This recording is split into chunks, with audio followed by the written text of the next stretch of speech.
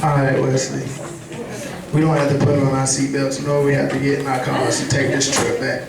This is just down the road, 1965 to 1994, my year, and by Gary Bell, and 2001 through 2015, Sandra Albright.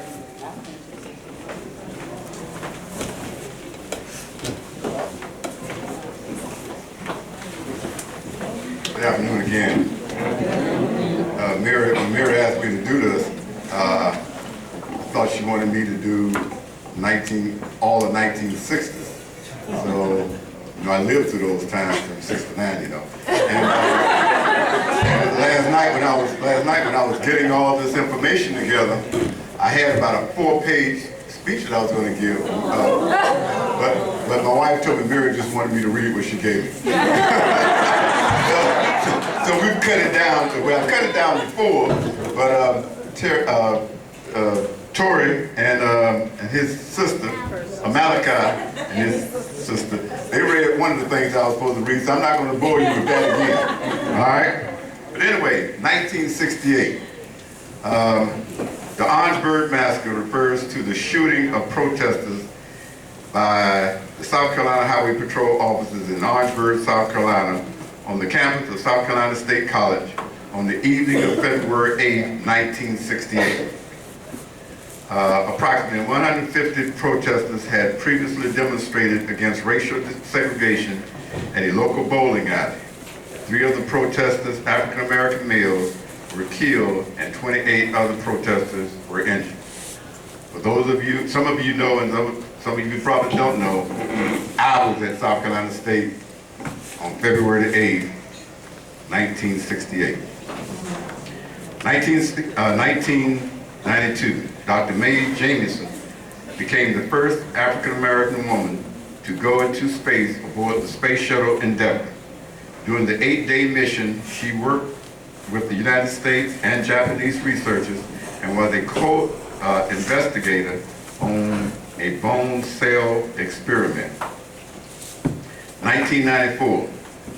In May 1994, the State General Assembly elected Ernest Finney to the position of Chief Justice of the State Supreme Court, making him the first African-American Chief Justice of South Carolina since Reconstruction. And to pull all this together, you heard one of the children mention about the Friendship 9. Chief Justice Ernest Finney was also the attorney of the Friendship 9 from Rock Hill.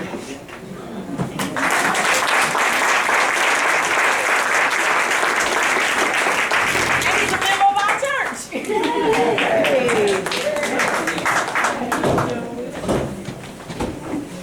Good afternoon.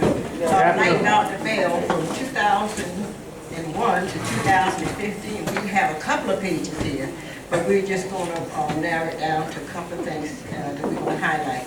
In 2001, in November 2001, Shirley Clark Franklin becomes the first African-American woman to head the government of a major southern city when she is elected mayor of Atlanta, Georgia. In 2004, on November 2nd, State Senator Barack Obama is elected to the U.S. Senate from Illinois. He becomes the second American elected to the Senate, or Afro-American elected to the Senate from that state, and the only 5th black senator in U.S. history. In 2008, Barack Obama becomes the first African American to win the U.S. presidential race.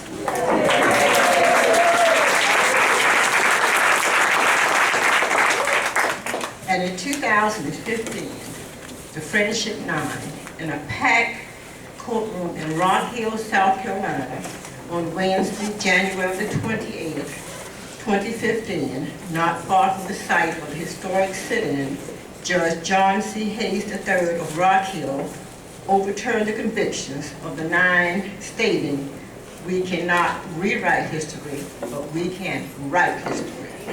At the same occasion, Prosecutor Kevin Brackett apologized to the 8 men still living who were in the court. The men were represented at the hearing by our own Judge Ernest A. Finney Jr.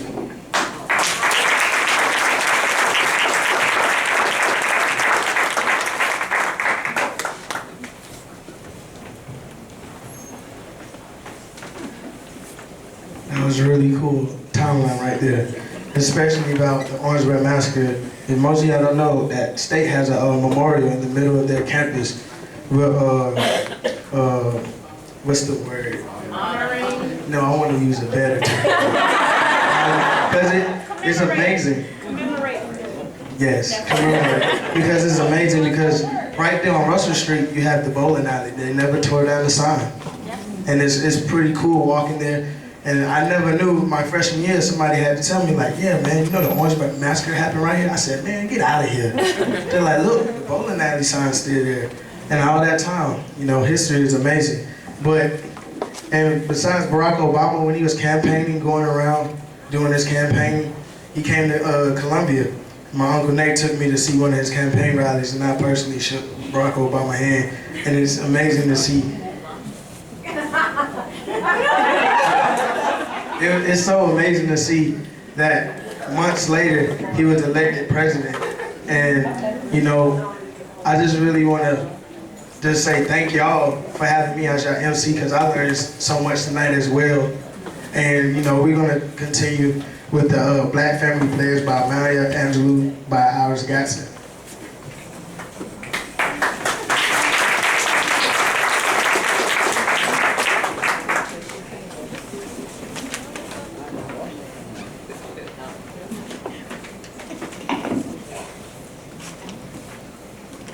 Good afternoon. Good afternoon. My name is Iris, and I will be reading the Black Family Pledge by the late Maya Angelou.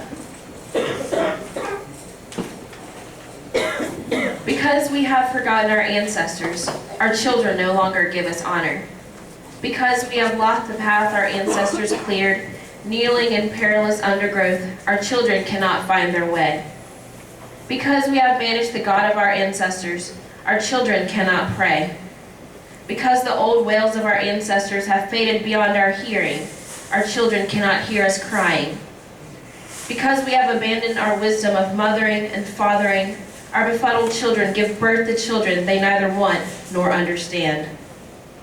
Because we have forgotten how to love, the adversary is within our gates, holding us up to the mirror of the world, shouting, "Regard the loveless." Therefore, today, we take a pledge to bind ourselves to one another, to embrace our lowliness, to keep company with our loneliness, to educate our illiterate, to feed our starving, to clothe our ragged, to do all good things, knowing that we are more than keepers of our brothers and our sisters. We are brothers and sisters. In honor of those who toiled and implored God with golden tongues, and in gratitude for the same God who brought us all out of helpless desolation, we make this pledge. And I believe Maya Angelou would want us to keep this pledge today. Thank you.